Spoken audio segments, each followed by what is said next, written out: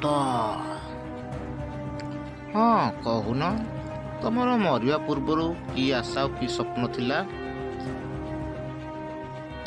ଶୁଣିବୁ ତ ଗୋପାଳିଆ, ତାହେଲେ ଶୁଣ। ତୋ ଭଳି ମୁଁ ଗୋଟେ ଦିନ ମଜୁରିଆ ଥିଲି। ସଂସାର କହିଲେ ମୁଁ, ମୋ ସ୍ତ୍ରୀ ଆଉ ମୋର 10 ବର୍ଷର ଗୋଟେ ଝିଅଟିଏ। ମୁଣ୍ଡ ଝାଳ ତୁଣ୍ଡରେ ମାରି କିଛି ଟଙ୍କା ବ୍ୟାଙ୍କରେ ଜମା କରି ରଖିଥିଲି।